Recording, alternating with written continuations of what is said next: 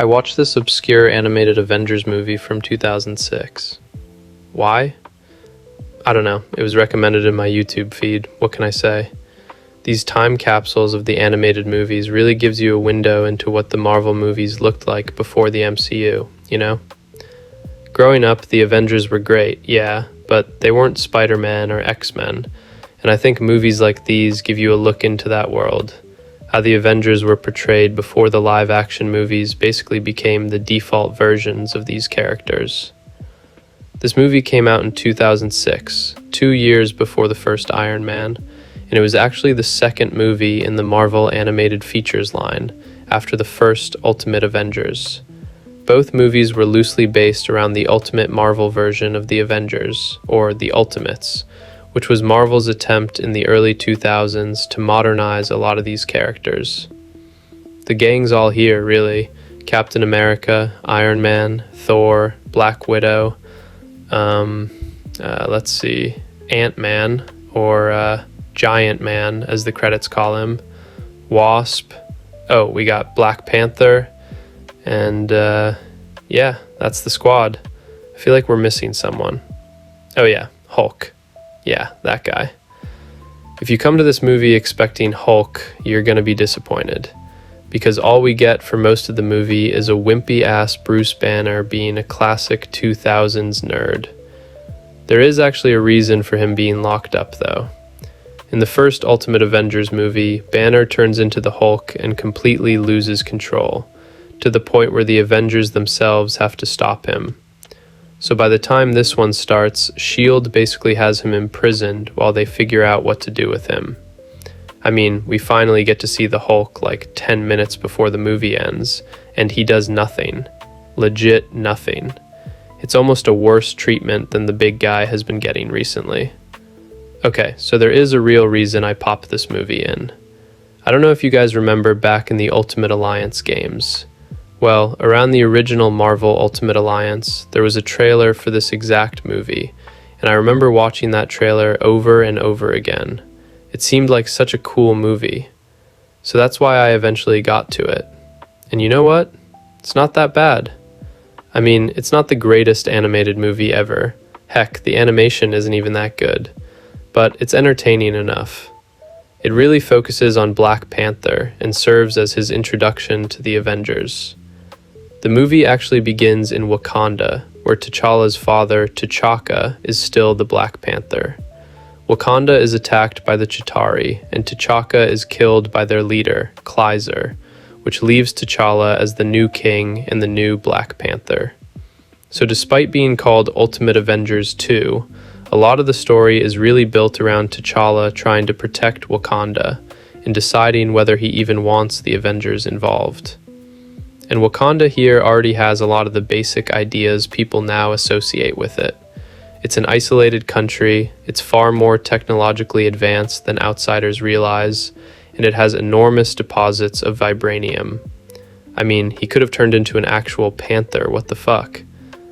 Nah, that is pretty rad. I didn't even know that, to be honest. This version of the Black Panther powers is a little more supernatural than what people who only know the MCU might expect. T'Challa and T'Chaka can physically take on more animal-like panther forms during combat. But the main villains in this movie are the Chitauri. And bro, I'll be honest, ever since that 2012 Avengers, I feel like I see these homies everywhere. Like, I know this movie came out 6 years before that one, and they originate from the comics and all that good stuff, but my point is, they're like the perfect henchmen or swarm of villains.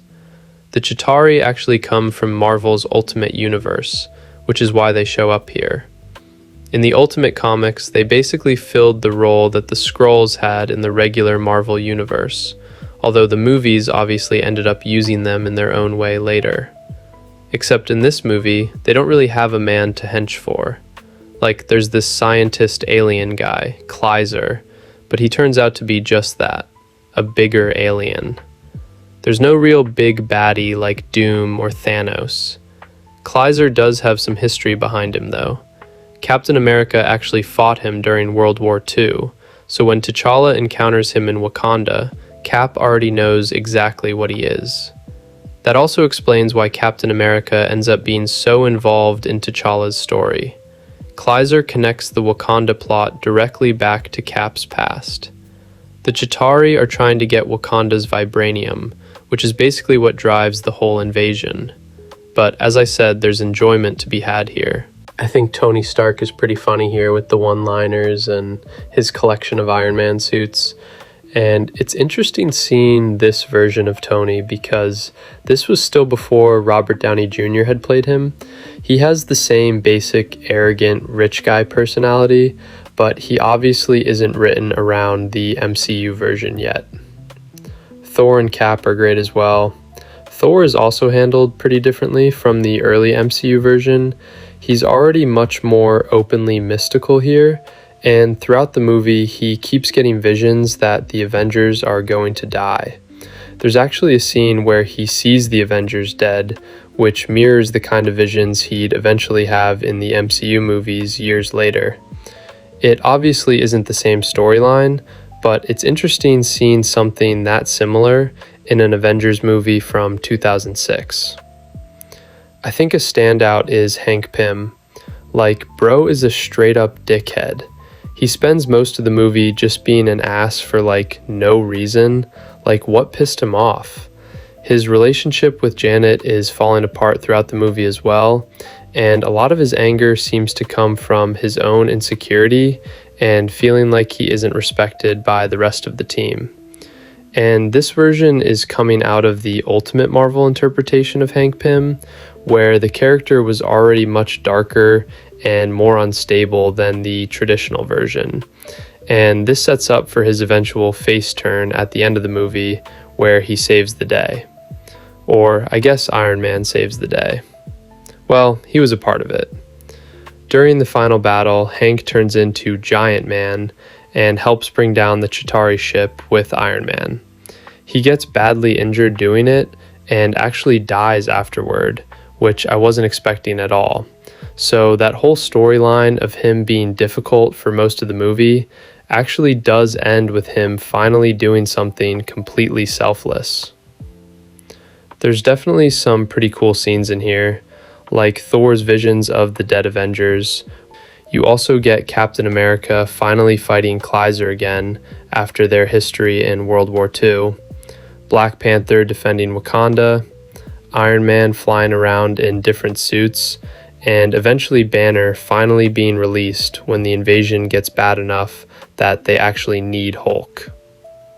And like I said, it is a pretty fun movie, and it's cool to see the renditions of these characters before the MCU dominated everything. This was 2006 as well. This was just a few years before the first MCU movie came out. Iron Man would come out in 2008, and after that, the way most people saw these characters started changing pretty quickly. So watching this now feels like looking at one of the last versions of the Avengers from before that happened. Captain America isn't Chris Evans yet, Iron Man isn't Robert Downey Jr., Thor isn't Chris Hemsworth, Black Panther is still more of a character comic fans know than somebody who has already had a massive live-action movie. And that's probably the most interesting part of watching something like this now. It's a version of Marvel from right before everything changed. I'm going to be digging into a lot more Marvel content in the lead up to Avengers Doomsday, so stick around and subscribe if that's your kind of thing.